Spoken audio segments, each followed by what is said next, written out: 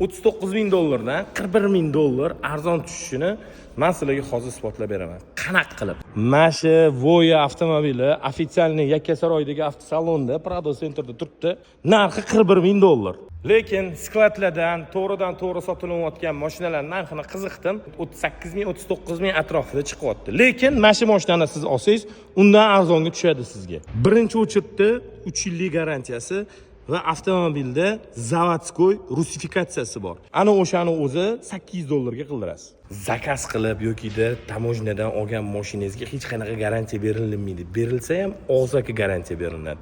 Lekin siz ofitsialniydan olgan mashinangizga konkretni shartnoma orqali kafolat olasiz. Eng iflos joyini aytaymi? Mashinani sotib olganingizdan keyin bojxona deklaratsiyasini endi qilib sizga beradi. 10 kunga avtomobilni haydash imkoniyati bilan.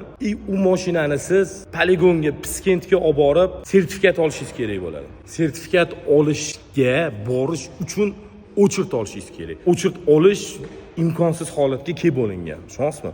Mashinani siz arzonga sotib olasiz, lekin o'chirt ola olmayapsiz. Sertifikat ola olmayapsiz. Siz ofitsialdan Yakkasaroy Prado Centerdan kelib Voya avtomobilini olsangiz, mashitda o'zidan 5-10 daqiqada mashinani olib chiqib ketasiz. 10 kun maza qilib bez nomer yurasiz. To'g'ri gayiga borib nomer taqasiz. Tushunasizmi? Hech qanaqa sertifikat hech narsa kerak emas.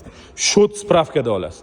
Xolasangiz qorasi, xolasangiz serisi, xolasangiz oq turibdi. Bu video siz uchun olindi, chunki bu reklama emas. Faqat sizga manfaatli, foydali bo'lsin. $40,000 ga mashina olib, o'chirt yurib xor bo'lmasligingiz uchun hammasi. $40,000 atrofida mashina qarab yurgan o'rtog'ingizga yoki Voya olmoqchi bo'lib yurgan o'rtog'ingizga mana shu videoni jo'natib qo'ying. O'rtog'ingiz sizni duo qiladi.